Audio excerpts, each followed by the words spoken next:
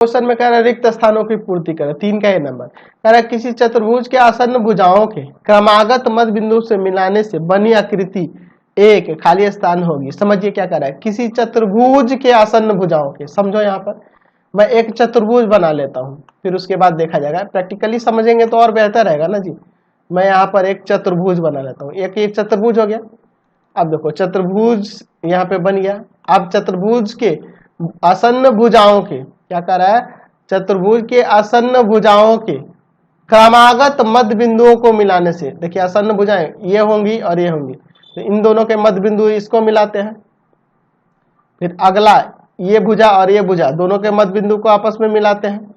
फिर यह भुजा और यह भुजा इन दोनों के मध्य बिंदु को आपस में मिलाते हैं, है ना, आसन्न भुजा यही ना होगी, और ये भुजा यह भुजा आसन्न होगी, तो इन दोनों के भुजाओं के मध्य बिंदु को आपस में मिलाते हैं। तो यहाँ जो चतुर्भुज बनेगा यह कैसा चतुर्भुज होगा इसके बारे में बताना है, ठीक है।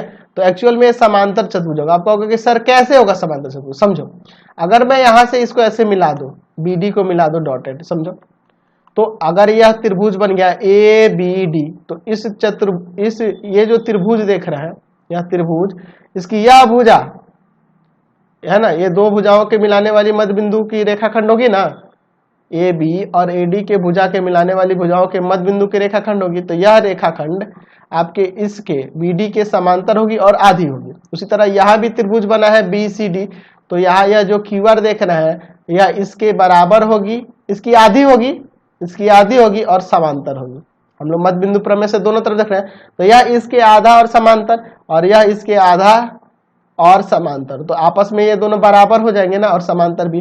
तो चतुर्भुज के एक भुजा का युग्म सम्मुख भुजा का एक युग्म बराबर और समांतर हो जाए तो कैसा चतुर्भुज होता है, समांतर चतुर्भुज होता है ना। इसको हम लोग आगे साबित करेंगे, लेकिन आपको समझाने के लिए भी बताना पड़ा मुझे। समांतर चतुर्भुज समझ गए ना, समांतर चतुर्भुज क्यों हो रहा है, कह रहा कि